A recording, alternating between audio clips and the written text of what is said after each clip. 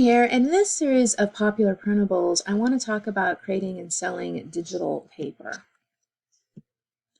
Digital paper is super popular, and in this video I'm going to share some of the benefits and a little bit more about the aspects of selling digital papers. So people love digital papers. It's kind of like almost like a digital wallpaper that people want to use it. It's used a lot by scrapbookers. And it's really a paper that has patterns on it. So it's a great place and way to express your creativity, and also put in your shop or wherever it is you're selling, because people who are creative really like digital paper and are looking for this type of product to buy and purchase. So if you don't have any experience creating it, but you want to create it, there are a lot of tutorials that are available. You can use Photoshop, Canva, or GIMP to create digital paper. And you can also buy digital paper as well. Some of the places you can get this are Creative Market, Vexels, Wow Patterns. They do have some commercial license considerations, however. So these are great ways to go ahead and get started selling digital paper if you want to do that.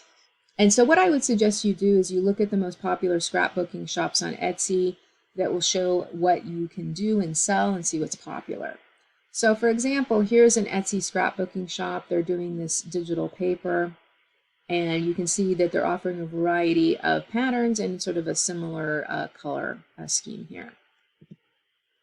So if you do decide to go to a place like Vexels, for example, you want to make sure that you're adhering to their terms of use. If selling, make sure that you can sell the images, or if you have to create, you can sell it once you've incorporated it in your product, like digital paper, whether you can resell them for commercial use, etc. So I just want to show you quickly how you can find a lot of tutorials for creating digital paper. Nancy Badillo, a well-known Printables creator, she has designing digital paper. I believe this is with Canva. And then there's also one here on using PicMonkey. So there is a lot of different tutorials out there that you can use. As far as patterns go for creating digital paper, often doing a search for patterns is helpful. So for example, here's 25 patterns boho Christmas from Creative Market. So a lot of these would be great for digital paper. And if you go over here to the license, the commercial, you can use it to create digital end products up to 5,000 for sale here. So that would be something you could do. It's $21 for all of these. And because there's a lot of patterns here, you could create quite a bit of paper. So that's just a few ways that you can actually get started with creating digital paper. As I mentioned, it is extremely popular, but you do want to pay attention to the license agreements and things like that. Or you can just create your own.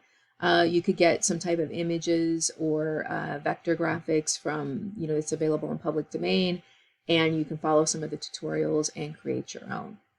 So if you'd like to learn more about creating different types of printables that go beyond just the basic ones, you want to check out my training Beyond Printables, where I share some different types of printables that are extremely popular, and I even give you templates to get started with these. So you can get the link for that in the description.